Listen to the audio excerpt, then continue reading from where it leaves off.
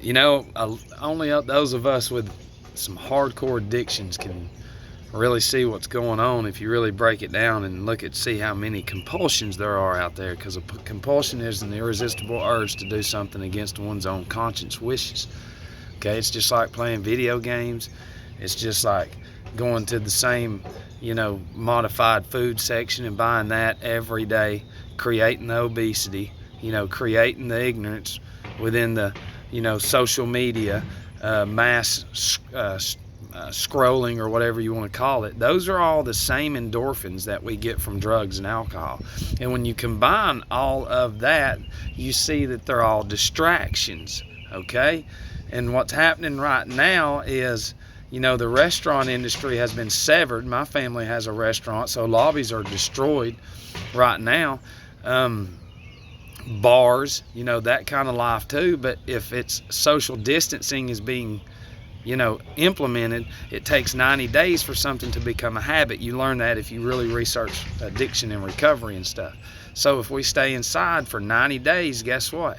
The psychological damage has already been done from the same endorphins that we get from drugs and alcohol from the TV. When we're always watching just constant, just chaos, and you can feel how you want to about it. I've done my research and I have my own opinions, but the mass driven within the subconscious of fear, and all that right there it's damaged.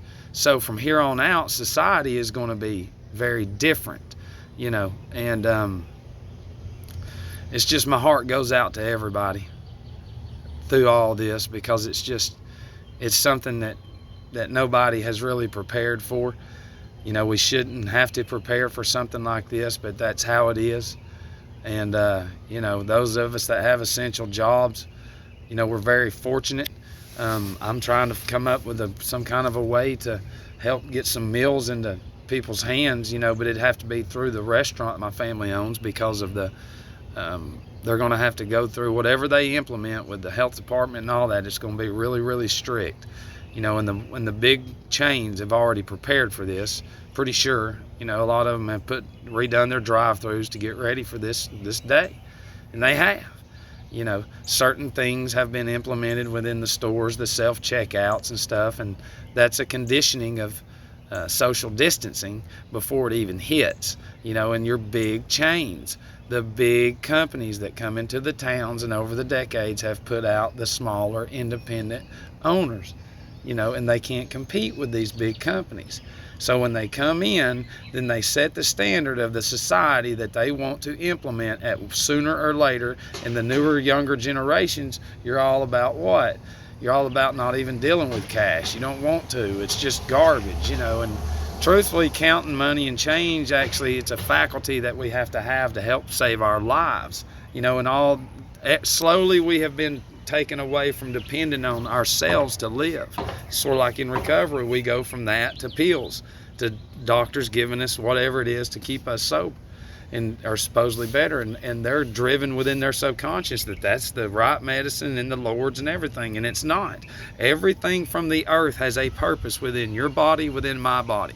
Cannabinoids, cannabis, hemp, CBD, all that helps us. And truthfully, with this 5G and everything that's coming, I've done my research on it. The more natural you get in you, the better chance you have at fighting off all of these frequencies and stuff that cause cancers, along with the modified foods, along with the alcohol, with the medications, along with the TV, the constant signal of that, and not reading, not using that faculty, not looking within ourselves, not writing, journal throughout this process. That's my big thing, is telling people, journal, write down your emotions, and then you can go back to them. This whole thing is chaotic, but our job is to hold it together.